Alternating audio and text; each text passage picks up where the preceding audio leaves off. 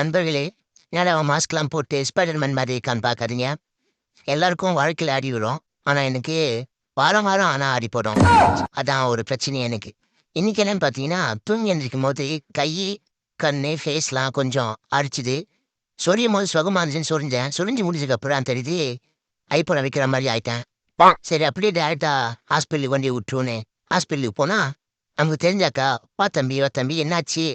கையெல்லாம் எப்படி இருக்குன்னு?" கேட்டாங்க. எல்லாரும் மளிகை கடை, காம்ப்ளெக்ஸு ரெகுலர் கஸ்டமர் இருப்பாங்க. ஆனா நானு ஹாஸ்பிட்டலுக்கு ரெகுலர் கஸ்டமரு. எப்பயாச்சும் அடிபட்டு வந்துட்டே இருப்பேன். சரி ஒண்ணும் இல்ல ஏதாச்சும் பூச்சிக்கடியா இருக்கும். நான் ஒரு இன்ஜெக்ஷன் போடுறேன். எல்லாமே சரியா போயிடும் அப்படின்னு சொன்னாங்க.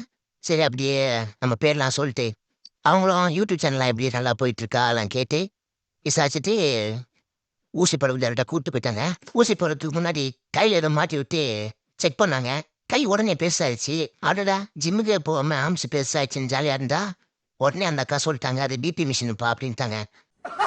நம்மளுக்கு அப்படியே வருத்தமா போயிருச்சு. அதுக்கப்புறம் டீ ஷர்ட் நல்லா இருக்குன்னு கேட்டுக்கிட்டே அந்த அக்கா ஊசிய குடுத்துட்டாங்க. சரி அவங்க முன்னாடி வலிக்காத மாரி நடிச்சுட்டு, அவங்க பார்க்காத ஆரமா பார்த்து, நல்லா ஒரு தீ, "அப்பாடி என்ன வலி? இனிமே புதுசா நான் அடிபட்டா மறுபடியும் வந்து சந்திக்கிறக்கான்னு" சொல்லிட்டு அந்த அக்காவுக்கு ஒரு பாய போட்டு, நானும் வீட்டுக்கு வந்துட்டேன். இனிமே எனக்கு அடிபடக்கூடாதுன்னு கொஞ்சம் வேண்டிக்கங்க நண்பர்களே.